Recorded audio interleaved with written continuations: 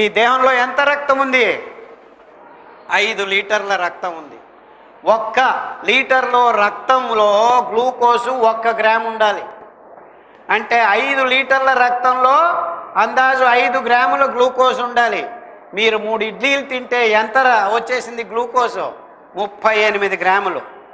ఇంకా 1 కాఫీ తాగితే 5 గ్రాములు. మీరు 1 కాఫీతో ఊరుకుంటారా? అట్లా పోయి 1 కాఫీ, ఇట్లా పోయి 1 కాఫీ. గవర్నమెంట్ ఆఫీసుల్లో అయితే కాఫీ తాగేదానికే టైం, పోయేది వచ్చేది. మొత్తం 5 కాఫీలు లాగించేస్తారు ఉదయం నుంచి రాత్రికి మినిమం. టీలు అయితే ఇంకా ఎక్కువ. 1 టీలో 1 కాఫీలో 5 గ్రాములు గ్లూకోజ్ అంటే 5 కాఫీలు అంటే ఎంత అయింది? 25 గ్రాములు. 3 ఇడ్లీలు 4 కాఫీలు అంటే మొత్తం 50 గ్రాములు గ్లూకోజ్ అయింది. ఇంక ఊరుకుంటామా? పెప్సీ తాగండి అని షారూక్ ఖాను, కోక్ తాగండి అని అమీర్ ఖాను, సల్మాన్ ఖాన్ నేను పైనుంచి వస్తాను రా బాబు థర్మసప్ తాగు అని వాడు, వీళ్ళందరూ ఏమీ అమ్మట్లేదు. 100 ml నీళ్ళల్లో 45 గ్రాములు చక్కెర అమ్ముతున్నారు. ఎందుకంటే ఈ చక్కెర కంపెనీలు ఈ ఫర్టిలైజర్ను 12 నెలలు వాడడానికి వీలవుతుందని నీళ్లను కట్టి 1 కేజీ చక్కెర పెంచేదానికి 28,000 మంచి నీళ్లను వాడాలి మనం. 28,000 లీటర్ల నీళ్లు వాడి ఆ చక్కెర రెడీ చేస్తే దాన్ని అమ్మాలని వీళ్ళందరూ ఏజెంట్లు. 1 పెప్సీ తాగితే 45 గ్రాముల షుగర్ అంటే 28 గ్రాములు దగ్గర గ్లూకోజ్ మీ రక్తంలోకి టపక్కని వచ్చేస్తుంది 3 నిమిషాలు. సో అందరూ పెప్సీలో ఇంకా లేదు వేడికాలం వచ్చింది జ్యూసులు తాగండి, మంచి పండ్లు తినండి అని చెప్పి జ్యూసులు, ఆ పచ్చి పండ్లు రంగులు మందులు కొట్టిన పండ్లు ఆ మిక్సీలో వేసి చక్కెర 50 గ్రాములు వేసి 1 లోటా తాగితే ఆ జ్యూస్ తాగితే మీ రక్తంలోకి మళ్ళా 25 గ్రాములు. ఇదంతా సాయంకాలం బోండా బజ్జీ, దానికి మళ్ళా టీ, మొత్తం ఇలా క్యాలిక్యులేట్ చేస్తే 150 గ్రాముల గ్లూకోజ్ రోజుకు వేస్తున్నారు. ఓకే వేసుకుంటాం పర్వాలేదు, మేము గ్లూకోజ్ను ఖర్చు పెడదాంలే అనుకున్నాం. ఎంత ఖర్చు పెట్టాలి, ఎలా ఖర్చు పెట్టాలి? నేను 1 గంట నడిస్తే అంటే వదలకుండా non stop, if I walk 1 hour I can burn. ఈ గ్లూకోజ్ ఉండాలి, గ్లూకోజ్ లేకుంటే మనం బతకలేము. గ్లూకోజ్ కావాలి.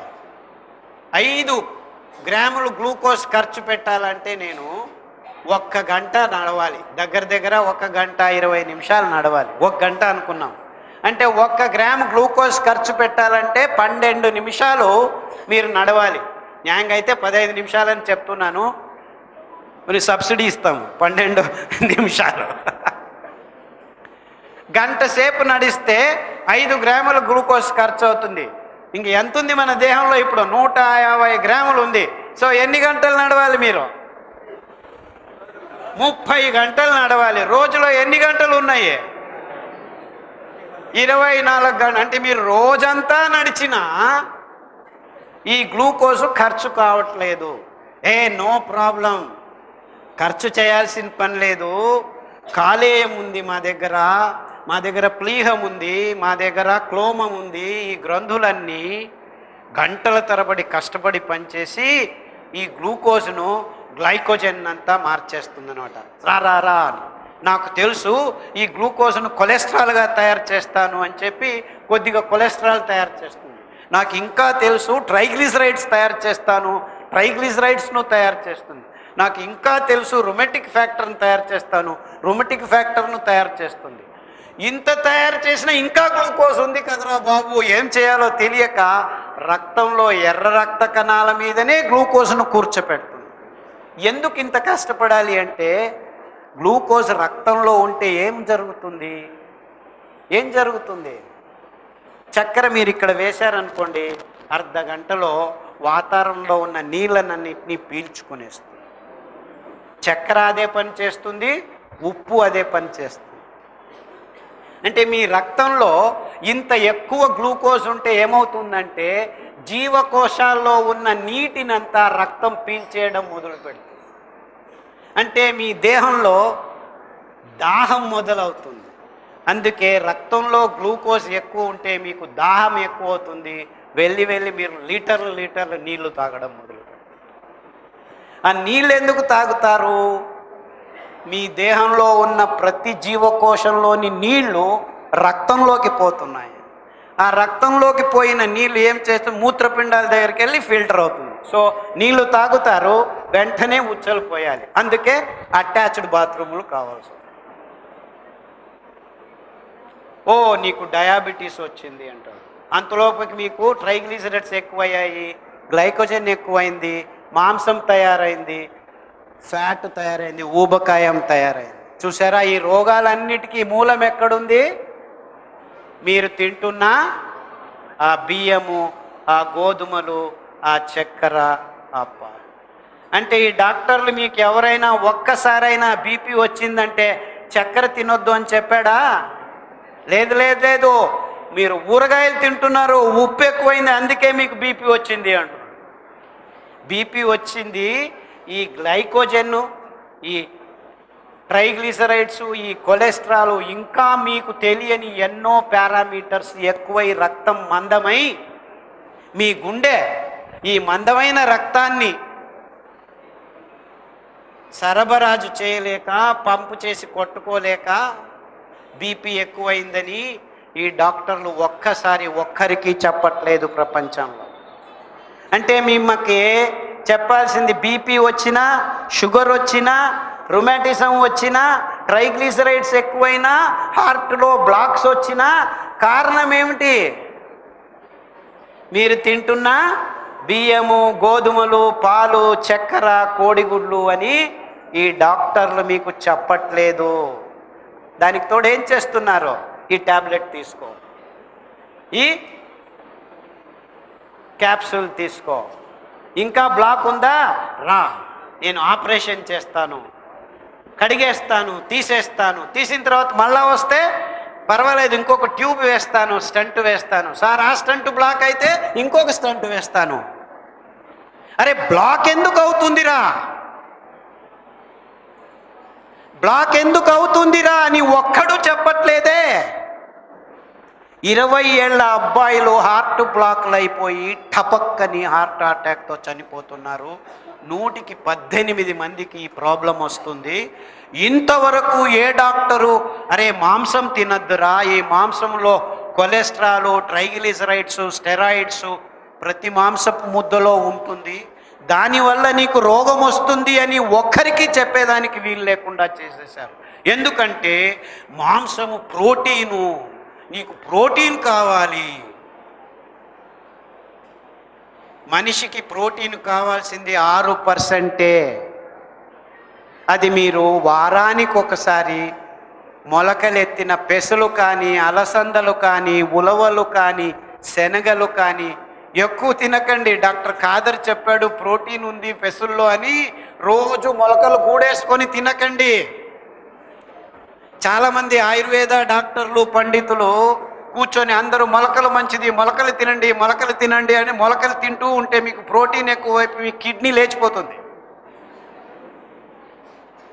మీకు కావాల్సింది ఇంతే, ఒక పిడికెడు మొలకెత్తిన పెసలు కానీ, ఉలవలు కానీ, అలసందలు కానీ, శనగలు కానీ మీకు కావాల్సింది వారానికి అబ్బబ్బా అంటే ఒక పిడికెడు, వారానికి ఒకసారి.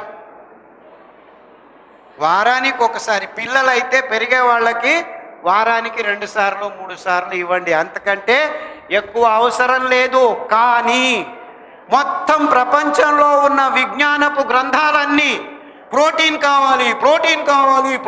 కావాలి అని రాయటం, ఈ డాక్టర్లు చెప్పటం, అందరూ మాంసం మీద తవకతో పడి తిని ఎంతవరకు అంటే ప్రపంచంలో ఇప్పుడు 10 బిలియన్ పశువుల్ని ప్రతిదినం పెంచుతున్నారు. అందులో 2 బిలియన్ పశువుల్ని ప్రతిరోజు కటువుగా ఈ స్లాటర్ హౌసెస్లో విషాదంగా చంపి ఆ రక్తంతో, ఆ మాంసంతో మీ పేగుల్ని తడుపుతున్నారు. లేనిపోని రోగాలన్నిటికీ ఇదే కారణం, ఇంకేదీ లేదు అని ఎవరు చెప్పేదానికి ముందుకు రావట్లేకపోవడం వల్ల ఫార్మస్యూటికల్ కంపెనీస్ కోట్లు కాదు కదా, శతకోట్లు కాదు కదా, $1 ట్రిలియన్ బిజినెస్కి అందుకున్నారు వీళ్ళు. ఇంత జరుగుతున్నా ఏ విజ్ఞాని ముందుకు వచ్చి కారణం ఇంతే అని నిగ్గు చెప్పేవాడు ముందుకు రావట్లేదు. నేను 20 సంవత్సరాల నుంచి కారణం ఇంతే. అవుదయ్యా, ఎలా చెప్పగలవు? నా దగ్గరికి వచ్చి ఉచ్చలు పోసేదానికి తట్టుకోలేక రాత్రి 5 సార్లు 10 సార్లు లేచే వాళ్లకు కాఫీలు టీలు తాపించి 6 వారాల్లో వాళ్ళు రాత్రంతా నిద్రపోయేటట్లు వేల మందికి బాగు చేశాము. ఒక్కరు ఇద్దరు కాదు. మీకు చప్పట్లు చెప్తానికి కూడాను ప్రజ్ఞ లేదు ఇప్పుడు. ఎందుకంటే అందరికీ ఆలోచన మొదలైంది మీకు. అరే, ఇంత తప్పు చేస్తున్నామా మనము? తినకూడని పదార్థాల్ని మనము ఆహారమని తింటున్నాము. అందువల్ల మనకు రోగాలు వస్తున్నాయి. రోగాలు బాగా కావట్లేదు. పోతే పోయింది, మనకు రోగాలు వస్తే వచ్చింది, చస్తాము. చిన్న పిల్లలు, పాపం పుణ్యం తెలియని పసి పిల్లలకి రోగాలను అంటగట్టుతున్నాము. ఎంతవరకు అంటగట్టుతున్నామంటే పుట్టబోయే పిల్లల్లో 128 మంది బుద్ధిమాంద్యుల్ని పుట్టిస్తున్నాము గడిచిన 10 సంవత్సరాల్లో. అంటే పిల్లలు పుట్టకముందే సరిగ్గా పుట్టకుండా ఉండేదానికి మనల్ని మనం తయారు చేసుకుంటున్నాము. మన వీర్య కణాలు సరిగ్గా లేవు, మన అండాణువులు సరిగ్గా లేవు. అంతెందుకు, రాసలీలకు ట్యాబ్లెట్లు వేసుకునే గతికొచ్చింది. Viagra $1 billion business. అంటే ఆలింగనము కావాలంటే కూడాను ట్యాబ్లెట్లు వేసుకోవాల్సిన దుర్గతికి మానవ జాతి వచ్చింది. ఇంకా ఏ దానికోసం వేచి ఉన్నారు మీరు? మీకు రోగాలు వచ్చాయి, మీకు పుట్టే చిన్న పిల్లలకు రోగాలు వచ్చాయి. పుట్టబోయే పిల్లల్ని బుద్ధిమాంద్యులుగా పుట్టించుకునే మానవ జాతి చరిత్రకు నాకు జోహార్లు చెప్పాలని ఉందా? ఇంత జరిగినా ఇంకా విజ్ఞానం అనే పేరులో ఈ పాశ్చాత్యుల్ని అందంగా అనుకరిస్తున్నారు.